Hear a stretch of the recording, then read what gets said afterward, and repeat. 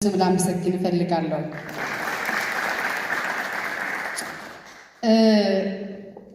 ሰብአዊነት የመጨረሻው የሰው ልጅ የልክነት መመዘኛ ነው። ሁላችሁም እዚህ የተገኛችሁ ሰዎች በውስጣችሁ ምን እንደሚል አውቃለሁ። ብዙ ተብሏል በክቡራን እንግዶቻችን ስለ ሰብአዊነት፣ ስለ በጎ ፈቃድ አገልግሎት ብዙ ነገር ተብሏል በብዙ አንደበቶች።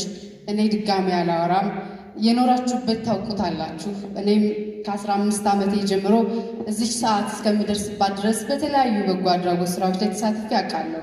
ቀይ መስቀል ማህበር ባህር ዳር ዩኒቨርሲቲ በመማርበት ጊዜ አባል ነበርኩኝ። በስፋት ሰርቼ አውቃለሁ እና የእውነት ክብር ይገባቸዋል። ማህበሩ ከሚያከናውናቸው ተግባራት መካከል በእናቶች እንዲሁም አረጋውያን ጤና አጠባበቅና የህፃናት ምገባ ስራዎችን ለመስራት አቅዶ እየተንቀሳቀሰ መሆኑን ለመረዳት የተቻለ ሲሆን በቀጣይም ማህበሩ እነዚህን በጎ አድራጎት ስራዎች አጠናክሮ እንደሚቀጥል ባለሙሉ እምነት ነኝ። እኔ የእናንተን ባላቅም ማለት ነው።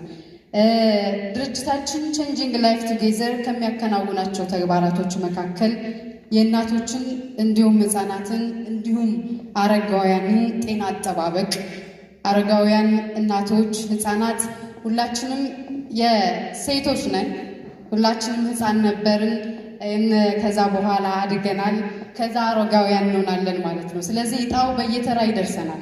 ስለዚህ አሻራችንን ዛሬ ነው የምናሳርፈው። ወጣት ሆነን አረጋውያን እድሜ ላይ ስንደርስ እርዳታ የምንፈልግ መሆናችንን ሳንዘነጋ ዛሬ ላይ በወጣትነት እድሜያችን በብዙ መንገድ ሰዎችን ማገዝ አለብን ብዬ አስባለሁ። ስለዚህ አረጋውያን የብዙ የህይወት ተሞክሮ እና የጥበብ ሰው ባለቤቶች ናቸው። እነሱ የተለየ ክብርና እንክብካቤ ይገባቸዋል። ከዚህ በኋላ የወጣቶችን አቅም መገንባት፣ ወጣቶች ዛሬ ላይ ሁላችንም ያለንበት የተለያየ የስራ መስክ ሊሆን ይችላል።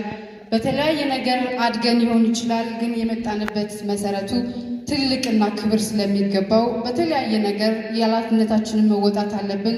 ስለዚህ ወጣቶች በብዙ ነገር መገንባት አለባቸው ብለን እናምናለን።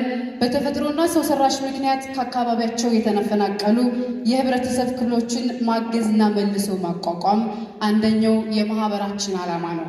ሁላችንም የተወለድንበት ቦታ አለ። ሁላችንም ደግሞ የተወለድንበት ቦታ አንኖርም።